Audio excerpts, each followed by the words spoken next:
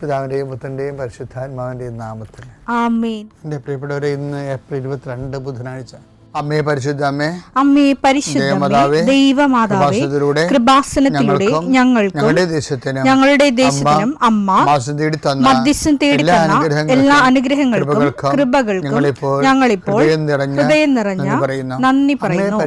അമ്മേ പരിശുദ്ധമേ, ദൈവമാതാവേ, 2004 ഡിസംബർ 7 ഉച്ചകഴിഞ്ഞ് 2:30 കൃപാസനത്തിൽ സംഭവിച്ച അമ്മയുടെ പ്രത്യക്ഷപ്പെടലിനെ കുറിച്ച് തിരുസഭയ്ക്ക് സമർപ്പിച്ചിരിക്കുന്ന പഠനരേഖകളുടെ മേൽ സഭാത്മകമായ പഠനം ആരംഭിക്കുവാൻ ഞങ്ങൾ പ്രാർത്ഥിക്കുന്നു.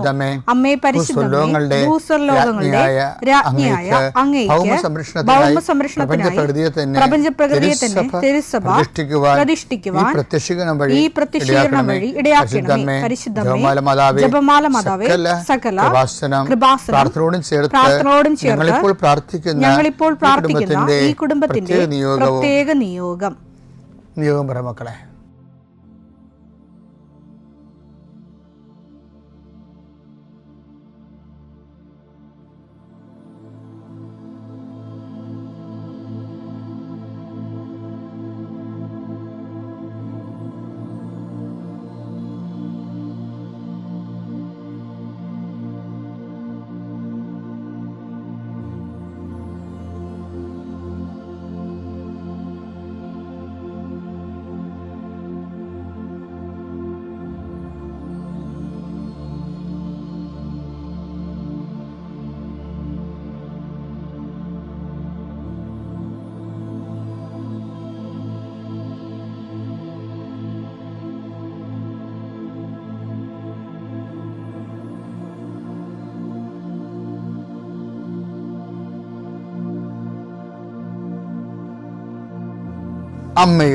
അമ്മയുടെ പ്രത്യക്ഷീകരണത്തിന്റെ ഈ അനുഗ്രഹവേളയിൽ ഞങ്ങൾക്ക് സാധിച്ചു തരുവാൻ കനിയണമേ.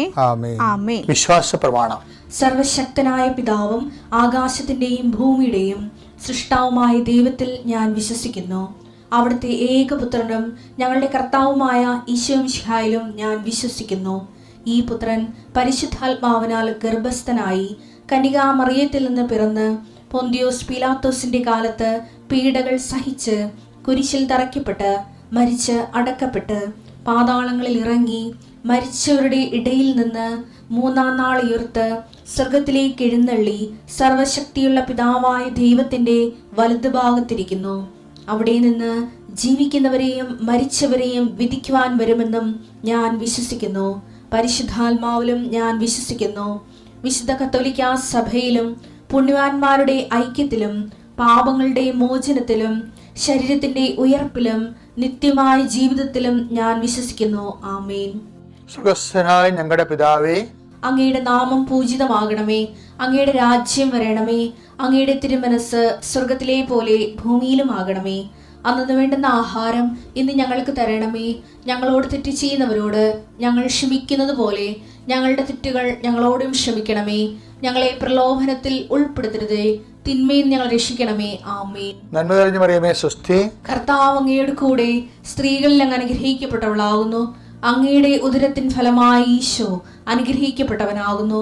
പരിശുദ്ധ മറിയമേ, തമ്പുരാന്റെ അമ്മേ, പാപികളായ ഞങ്ങൾക്ക് വേണ്ടി ഇപ്പോഴും ഞങ്ങളുടെ മരണസമയത്തും തമ്പുരാനോട് അപേക്ഷിക്കണമേ. ആമേൻ. കർത്താവേ, നിന്റെ ഉന്നതമായ നാമത്തിന് സ്തോത്രം ചെയ്യുന്നു. കർത്താവേ, നിന്റെ വിശുദ്ധ പൗരോഹിത്യത്തെ മഹത്വപ്പെടുത്തണമേ. കർത്താവെ, സഭയിലുള്ള സാന്നിധ്യം പ്രകടമാക്കണം.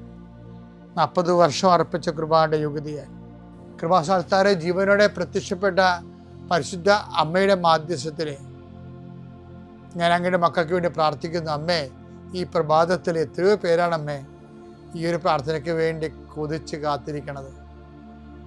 അവർക്ക് എവിടെ എന്തെല്ലാമോ കാര്യങ്ങളുണ്ട്. ഇന്ന് അവരുടെ കഴിവിൽ നിൽക്കാത്ത കാര്യങ്ങളുണ്ട്. കർത്താവേ, അങ്ങയുടെ മക്കളുടെ കഴിവിൽ നിൽക്കാത്ത കാര്യങ്ങൾ, ആ കാര്യങ്ങളെ കുറിച്ച് ഓർക്കുമ്പോൾ ഭയവും പേടിയും പ്രയാസവും സങ്കടവും നിരാശയും ഒക്കെ തോന്നുന്ന വിഷയങ്ങൾ, വ്യക്തികൾ, അതെല്ലാം യേശുക്രിസ്തു നാമത്തിൽ ഞാൻ ബന്ധിക്കുന്നു.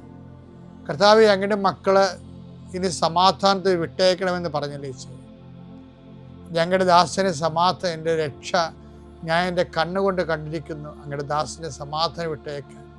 സമയം ദീർഘദർശി പറഞ്ഞതുപോലെ അങ്ങയുടെ മക്കൾ ഈ പ്രാർത്ഥനയ്ക്ക് ശേഷം സമാധാനം കണ്ടെത്താൻ ഇടയാക്കണം പ്രാർത്ഥിക്കുന്നു.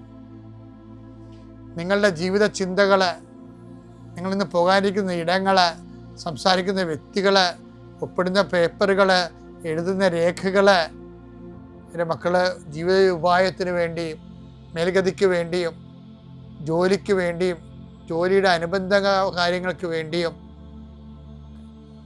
എവിടെയെല്ലാം യാത്ര ചെയ്യുന്നു, ആരോടെല്ലാം സംസാരിക്കുന്നു, ഫോൺ ചെയ്തിട്ട് എന്തെങ്കിലും ഡേറ്റോ കാര്യമോ തീരുമാനമോ വാക്കോ പ്രവൃത്തിയോ തീരുമാനമോ കിട്ടാൻ വേണ്ടി കാത്തിരിക്കുന്നു. അതെല്ലാം മക്കൾക്ക് അനുകൂലമാവുകയും അത് ഈശോയുടെ നാമത്തിൽ ഞാൻ നിങ്ങളെ അനുഗ്രഹിക്കുകയും ചെയ്യുന്നു. എൻ്റെ കർത്താവ്, മനുഷ്യൻ്റെ ഭീഷണി കാരണം മനസ്സിന് സമാധാനം നഷ്ടപ്പെട്ടവരെ, അവരെ നീ ഏത് ഭവനത്തിൽ പ്രവേശിച്ചാലും ആ ഭവന സമാധാന ആശംസ അറിയിച്ച കർത്താവേ, നിന്റെ നാമത്തിൽ നെഞ്ചിലും നെറ്റിലും മുദ്രവാങ്ങി നിന്റെ നാമത്തിൽ വിശ്വസിക്കുന്ന ഒരു മനുഷ്യനെയും ആരും ഭീഷണിപ്പെടുത്താൻ അനുവദിക്കരുത് കർത്താവേ. അവരെല്ലാം ശത്രുക്കളെ കാണുകയെ വിരുന്നൊരുക്കുന്ന ദൈവത്തിൻ്റെ ശക്തിവിശേഷം നിനക്കായി വിരുന്നൊരുക്കട്ടെ. നിൻ്റെ എല്ലാ ശത്രുക്കളുടെയും മുന്നിലെ നിത്യം പിതാവും പുത്രനും പരിശുദ്ധാത്മാവ് സർവീശ്വര എന്നേക്കും ആമേൻ. എൻ്റെ പ്രിയരെ, ഈ ഉടമ്പടി ചില ആൾക്കാരെ ഭയങ്കര കോമഡിയാണ്. എന്താണെന്നറിയാമോ? അവർ ചിലപ്പോൾ ഈ നമ്മുടെ പ്രവർത്തകരെ കാണുമ്പോൾ പറയുവേ, കൃപാസനത്തിലെ പ്രവർത്തകരെ കാണത്തില്ലേ, അപ്പോൾ പരിചയമുള്ളവർ ഞങ്ങൾ പത്രം ഇവിടെ കൊടുത്ത് 2 തിരി കത്തിച്ചു, എന്നിട്ടും ഉടമ്പടിയുടെ ഒന്നും ആയില്ലെന്ന് പറയും. അപ്പം ചിലർ വന്ന് എന്നോട് പറയും, അച്ഛാ അവിടെ വർത്തമാനം കേട്ടപ്പോൾ തന്നെ എനിക്ക് മനസ്സിലായി അവർ ജന്മത്ത് അവിടെ കാര്യം നടക്കത്തില്ലെന്ന്. അതിൻ്റെ കാര്യം വെച്ച് കഴിഞ്ഞാൽ അവർ ദൈവത്തിനോട് കണക്ക് പറയണ രീതിയിലാണ് ഈ ഉടമ്പടി ചെയ്തിരിക്കുന്നത്. 10 പൈസ ദൈവത്തിന് വേണ്ടി മുടക്കിയിട്ടുണ്ടെങ്കിൽ അതിൻ്റെ റിട്ടേൺസ് അവർക്ക് ക്യാഷ് ആൻഡ് കൈൻഡായിട്ട് വേണം. ദൈവത്തെക്കാൾ ഉപരി മെറ്റീരിയലായിട്ട് തന്നെ അവർക്ക് വേണമെന്നുള്ള രീതിയിൽ ഉള്ള ഒരു ബിസിനസ് റിലേഷനാണ് ചില ആൾക്കാർക്ക് ഉള്ളത്. നിങ്ങൾക്ക് ചിന്തിച്ച് നോക്കണം കേട്ടാ. ഈ പല ആൾക്കാർക്ക് ഈ ബിസിനസ് റിലേഷൻ ഉണ്ട്. പക്ഷെ ചിലർ കുറച്ച് ഒരു ഉടമ്പടി ആ ക്ലാസ്സെല്ലാം കേട്ട് കഴിയുമ്പോൾ, ഈ ക്ലാസ് കേൾക്കാത്തവർക്കാണ് ഇങ്ങനെ താമസിക്കുന്നത് ഈ വിഷയങ്ങൾ. ക്ലാസ്സെല്ലാം കേട്ട് കഴിയുമ്പോൾ ഓട്ടോമാറ്റിക്കായിട്ട് ദൈവസ്നേഹം ഉണ്ടാവും. ഉടമ്പടി എന്താ ഉദ്ദേശിക്കുന്നത് ശരിക്കും പറഞ്ഞാൽ? ആൾക്കാരിൽ ദൈവസ്നേഹം ഉൽപ്പാദിപ്പിക്കുക എന്നല്ലേ ഉദ്ദേശിക്കുന്നത്. കാര്യം ദൈവമാണ് അതിൻ്റെ അകത്ത് കണ്ടൻ്റ് എന്ന് പറയണത് ഉടമ്പടിയുടെ. അപ്പം നമ്മൾ ഈ പത്രം കൊടുക്കണത് എന്തിനാ? കർത്താവിനെ അറിയാത്തത് അറിയിക്കാൻ, അറിഞ്ഞവരെ ആഴപ്പെടുത്താൻ. അതെങ്ങനെ ചെയ്യണത് എന്തിനാ? ദൈവസ്നേഹം ഉണ്ടെങ്കിലാണ് അത് ചെയ്യാൻ പറ്റത്തുള്ളത്. അല്ലെങ്കിൽ അത് ടെക്നിക്കലായിട്ട് നമ്മുടെ കാര്യം കാണാൻ വേണ്ടി ടെക്നിക്കലായിട്ട് പോകും, ആ ബിസിനസ്സായിട്ട് പോകും. ആ ബിസിനസ്സായിട്ട് ചെയ്താലും അത് വർക്കൗട്ട് ചെയ്യത്തില്ല. ചിലർ ഇപ്പം ഒത്തിരി പേര് നമ്മൾ കാണുന്നത് എങ്ങനെയെന്ന് അറിയാമോ? നല്ല ഹൈലി എഡ്യൂക്കേറ്റഡ് ആയിട്ടുള്ളവരും പാവത്തങ്ങളും ഉണ്ട്. അവരൊക്കെ ഉടമ്പടിയിൽ അങ്ങനെ ഉറച്ച് നിൽക്കുകയാണ്. അങ്ങനെ ഉടമ്പടി വലിയ പ്രയോക്താക്കളായിട്ട് നിൽക്കുകയാണ്. അതിൻ്റെ കാരണം വെച്ച് കഴിഞ്ഞാൽ ഇനിയിപ്പം നമ്മൾ കൃപാസനം പൂട്ടിയാലും അവർ ഉടമ്പടി ജീവിച്ചുകൊണ്ടിരിക്കും. അതെന്താ കാര്യം വെച്ച് കഴിഞ്ഞാൽ അവർക്ക് മനസ്സിലായി ദൈവസ്നേഹത്തിൻ്റെ സത്യസന്ധമായ ഒരു സുവിശേഷ പദ്ധതിയാണ് ഇതെന്ന് മനസ്സിലായി. അപ്പം അതുകൊണ്ട് അങ്ങനെ ചിലർക്ക് ഇതിലൂടെ ദൈവത്തെ അവരുടെ ജീവിത ആവശ്യത്തിൻ്റെ അപ്പുറത്ത് ദൈവത്തെ കണ്ടെത്തി കഴിഞ്ഞ് അപ്പോൾ ദൈവത്തെ കണ്ടെത്തി ദൈവത്തിൻ്റെ ഭയങ്കര രസം എന്ന് പറഞ്ഞാൽ എന്തറിയാമോ? അപ്പോൾ അതായത് ഞാൻ നിങ്ങളോടൊരു രഹസ്യം പറയാമല്ല. അതായത് ഇപ്പോൾ നമ്മുടെ കരിസ്മാറ്റിക് കാലഘട്ടങ്ങളിലെ ഉണ്ടായതിനേക്കാളും പ്രസൻസ്, അതായത് ദൈവത്തിൻ്റെ സാന്നിധ്യം, ദൈവം നമ്മുടെ കൂടെ ഇന്ന് ഒരു നിരീശ്വരവാദിയായ കുട്ടി, ഇന്നിപ്പോൾ ഇത് റെക്കോർഡ് ചെയ്യണ സമയം എന്ന് പറഞ്ഞത് തിങ്കളാഴ്ച ആണ്, മറ്റന്നാളത്തെയാണിത് ഇപ്പോൾ റെക്കോർഡ് ചെയ്യണത്.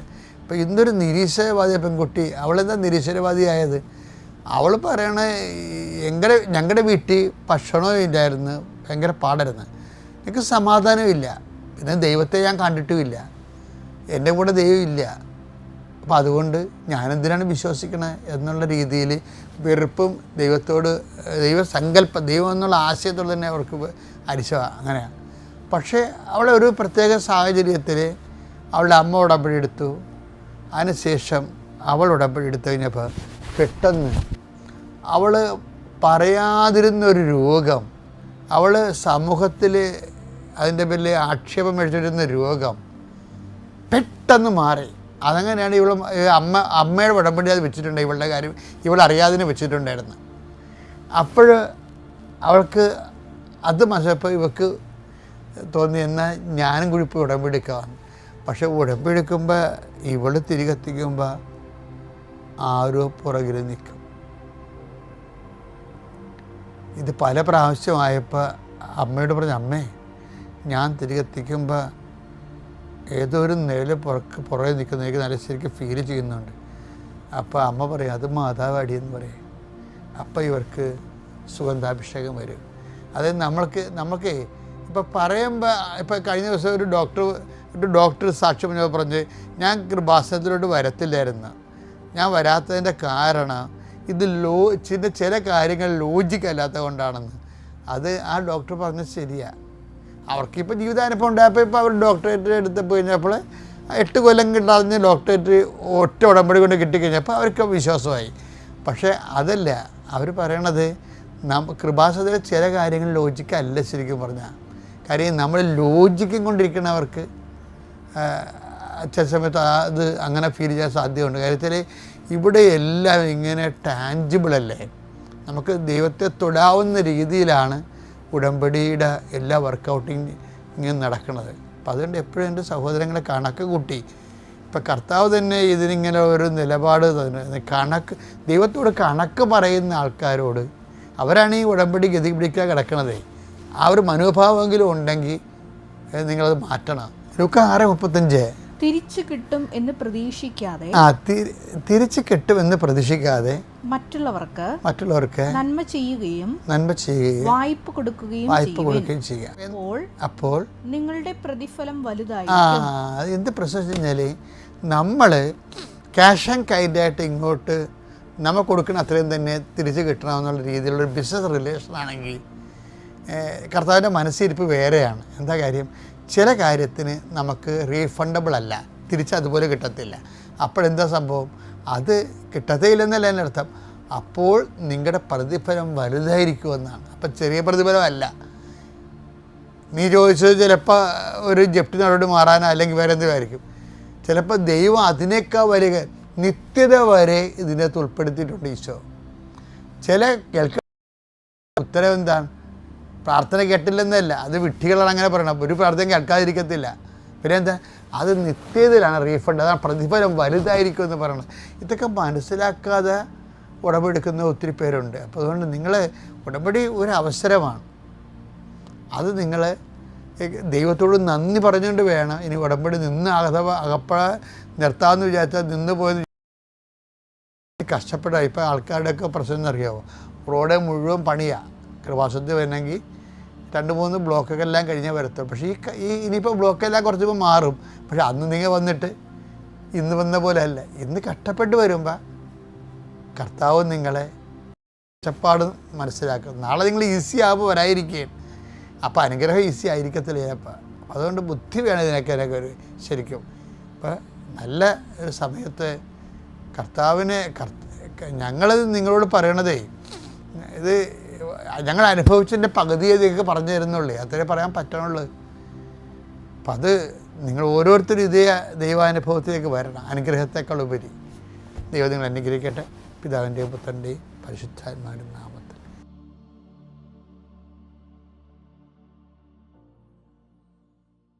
അത്യപൂർവ ദൈവാനുഭവങ്ങൾ ഇനി നിങ്ങൾക്കും സ്വന്തം.